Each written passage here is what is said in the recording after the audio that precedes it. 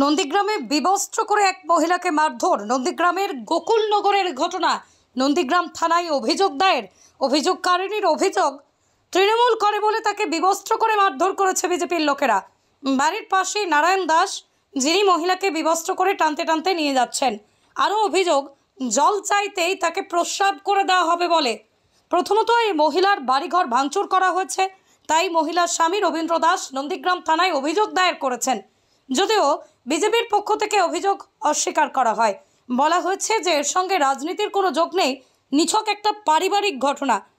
পারিবারিক ঘটনা হলেও তাকে বিবস্ত্র করে কি মারধর করা যায়, প্রশ্ন রয়ে যায়। আপনার স্ত্রীকে মারধরের অভিযোগ নন্দীগ্রাম থানায় দায়ের করেছেন, ঘটনা কি ঘটেছে? রাত্রে হিংসাজনকভাবে 8:30 নাগাদ আমার বাড়িতে অতর্কিত হামলা চালায়। হামলা চালিয়ে আমার স্ত্রীকে প্রথমে মারধর করে।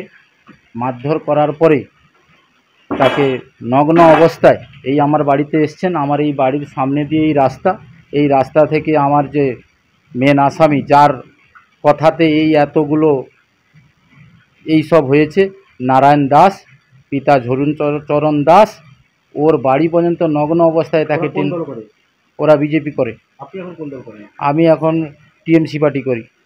তারপরে ওর বাড়ি পর্যন্ত টেনে নিয়ে যায়, ওখানে নগ্ন অবস্থাতেই থাকে। ও যখন জল খেতে চায় তাকে বলে ওকে জল দেবো না, ওকে পেচ্ছাপ করে দেবো। দেওয়ার পরে যখন শুনতে বলে যে প্রশাসন সতর্ক হয়ে গেছে, প্রশাসন আসতেছে, তখন আবার টেনে টেনে নিয়ে এসে আমার বাড়ির সামনে ফেলে দিয়েছে। প্রশাসন এসে এখান থেকে উদ্ধার করেছে।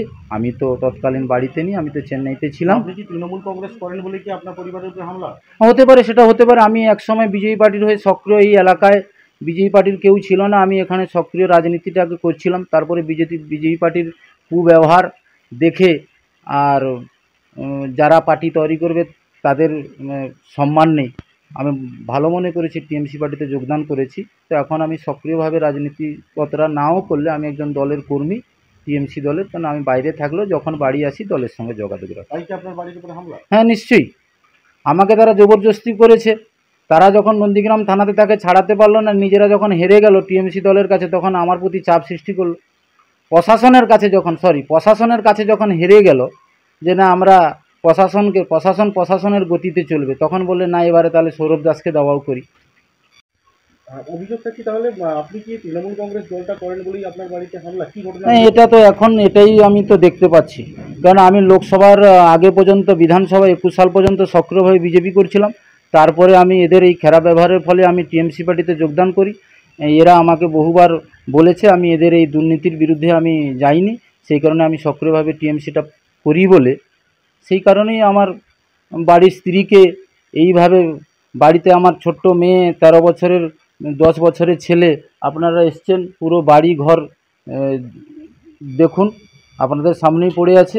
এটাই কারণ যে আমি এখন সক্রিয়ভাবে টিএমসি পার্টি করি। এই কারণেই আমার বাড়ির স্ত্রীকে এখানে তো নগ্ন করে মেরেছে। এখান থেকে আবার যে বিজেপি করে নারায়ণ দাস, সে তার বাড়ি পর্যন্ত এখান থেকে 250 থেকে 300 মিটার দূর পর্যন্ত।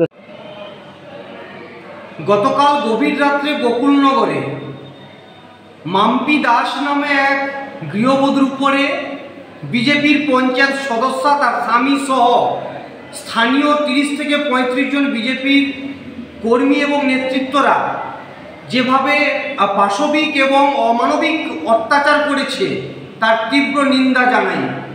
ঘটনাটা হলো এইভাবে, গতকাল গভীর রাত্রে ওই মাম্পি দাসের বাড়ির দুটো দরজা ভেঙে বিজেপি আশ্রিত দুষ্কৃতীরা প্রবেশ করে।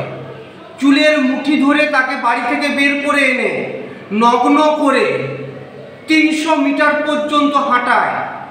শুধু তাই নয়, মধ্যযুগীয় বর্বরতাকেও হার মানাবে।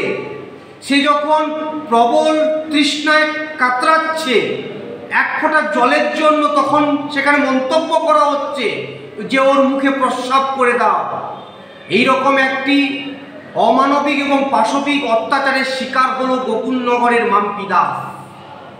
তার অপরাধ কি? আজকে নারী সুরক্ষার নাম করে বিরোধী দলনেতা যেভাবে সারা বাংলাকে অশান্ত করার চেষ্টা করছে, বাজার গরম করছে, আর তারই নির্বাচনী ক্ষেত্র, তারই বিধানসভা নন্দীগ্রামের গোকুলনগর মাম্পি দাস নামক এক গৃহবধূর উপরে অমানবিক অত্যাচার হলো। তার শরীরের এমন কোনো অঙ্গ নেই যা ওই দানবদের দ্বারা ক্ষতবিক্ষত হয়নি। তীব্র নিন্দা জানাচ্ছি, ধিক্কার জানাচ্ছি বিজেপিকে, কারণ তারা একদিকে নারী সুরক্ষার নাম করছে আর অপরদিকে নারীদের উপরে অত্যাচার করছে। বাপ্পাদিত্য গর্গ, নন্দীগ্রাম 1 নম্বর ব্লক, তৃণমূল কংগ্রেস কমিটির সভাপতি। দেখুন, বিষয়টা সম্পূর্ণ পারিবারিক বিষয়। এই বিষয়ে এখানে রাজনৈতিক কোনো যোগসাজশ নেই। এখানে অলরেডি ওনার অভিযোগের ভিত্তিতে পুলিশ তার আইন মাফিক একজনকে অ্যারেস্টও করেছে। এটা তাদের পারিবারিক বিষয় আছে। সেখানে গোকুলনগরের অঞ্চলে তৃণমূলের কোনো অস্তিত্ব নেই। এখানে শুধুমাত্র বিজেপিকে বদনাম করানোর জন্য একটা পারিবারিক বিবাদকে কেন্দ্র করে রাজনৈতিকভাবে রং চড়ানো হচ্ছে। এটা সম্পূর্ণ উদ্দেশ্য প্রণোদিতভাবেই করা হচ্ছে। গোকুলনগর গ্রাম পঞ্চায়েতে সেখানে বিজেপি সমস্ত যাদের বিরুদ্ধে অভিযোগ তারা বিজেপি, যারা অভিযোগ করছে তারাও বিজেপি, কিন্তু এখানে একটা রাজনৈতিক রং চড়িয়ে দেওয়া হচ্ছে। মাম্পি দাস ভারতীয় জনতা পার্টির একসময় সক্রিয় কার্যকর্তা ছিলেন এবং যার বিরুদ্ধে অভিযোগ করা হয়েছে, যারা অ্যারেস্ট আছেন তারাও ভারতীয় জনতা পার্টির সাথে যুক্ত আছেন। এই জায়গাতে পুলিশ তার আইন মাফিক যা যা ব্যবস্থা করা, যাকে যাকে গ্রেপ্তার করা তারা আইন পদ্ধতিগত করেছে। এখানে অযথা উদ্দেশ্যভাবে রং চড়িয়ে এটা রাজনৈতিক রং দেওয়া ছাড়া তৃণমূলের যেহেতু এখানে কোনো কাজ নেই, এইসব নোংরামোগুলো করছে। এটা তাদের পারিবারিক বিষয় আছে। আগামী দিনে তার পুলিশ প্রশাসন যা সিদ্ধান্ত নেবে সেই সিদ্ধান্ত অনুসারেই চলবে, কিন্তু এটাকে অযথা রাজনৈতিক রং দিয়ে এখানে তৃণমূল বিজেপি বানানো হচ্ছে, এটা সর্বৈব মিথ্যা। আমার নাম অভিজিৎ নৈতি, ভারতীয় জনতা পার্টির তমলুক সাংগঠনিক জেলা কমিটির সদস্য, নন্দীগ্রাম 1 নম্বর ব্লক কনভেনর।